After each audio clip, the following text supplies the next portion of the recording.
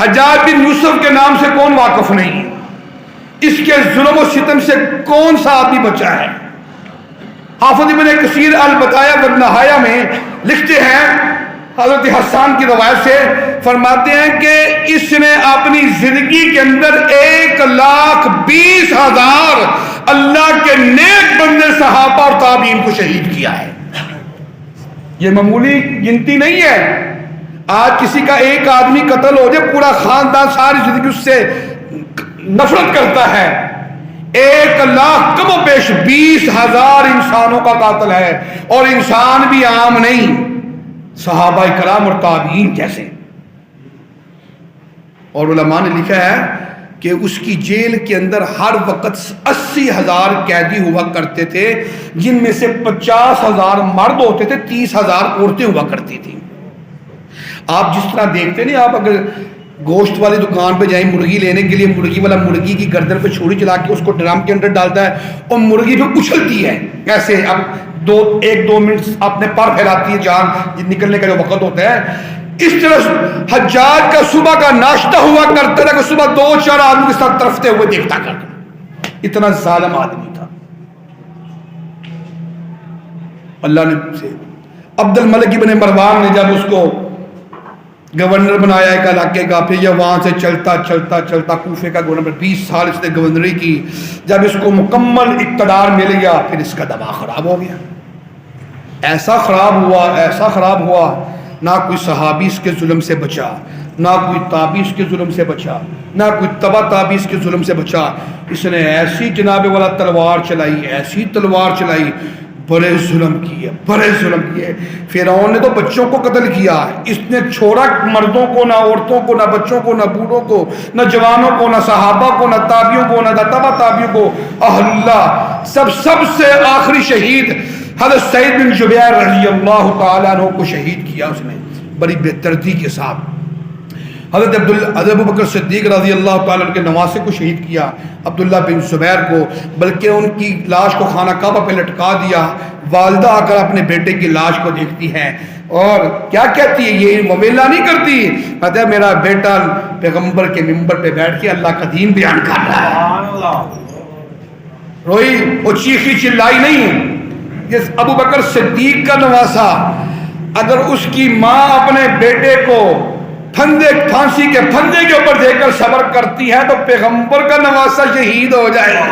کہ کیا پیغمبر کا خاندان اس طرح مویلا کرتا ہے جس طرح آج کے لوگ کرتے ہیں؟ قطعاً نہیں۔ خیر، حضرت سعید بن جبیر جب وہ شہید ہوئے نا، اس کے بعد حجاج 40 دن نہیں زندہ رہا۔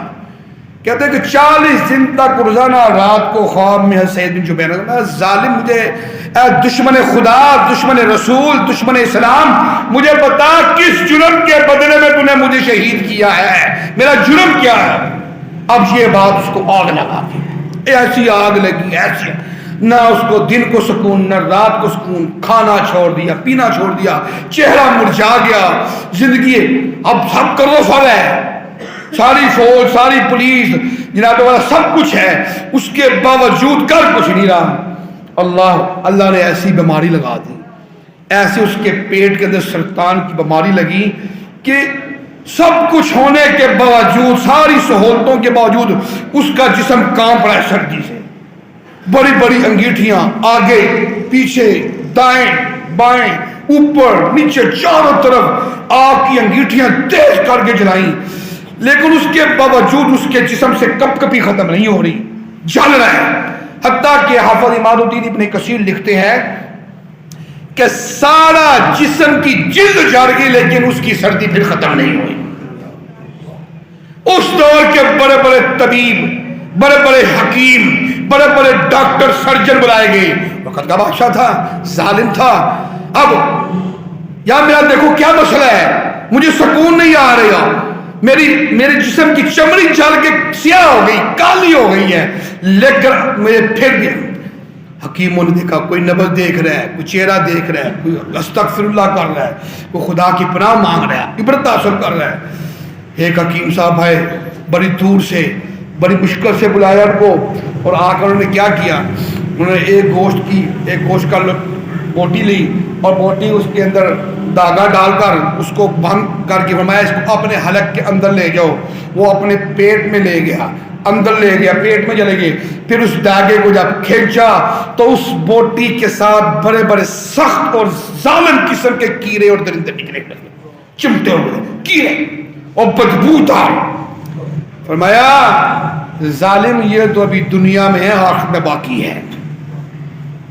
حضرات اللہ پھر اپنے نافرمانوں کو ایسے دکھاتا ہے دنیا میں عبرت کے لیے. پھر 40 دن کے اندر مر گیا.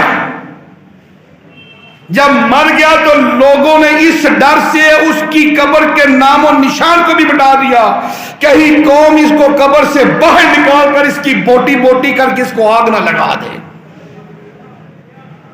اللہ پھر اپنے جو مجرم ہوتے ہیں نا, جو ظالم, ان کو پھر بدلہ ایسے لیتے ہیں. خدا کی پکڑ پھر بہت سخت ہے. یہ میں نے آپ کو ایک واقعہ بتایا, آپ کہیں گے 1400 سال پرانا واقعہ ہے, لیکن قرآن و سنت کی روشنی میں کہہ رہا ہوں پوری دنیا کے علماء, مفتیان اعظام, محدثین, مفسرین, محققین نے اس پر اتفاق کیا ہے. بڑی بری موت سے مرا.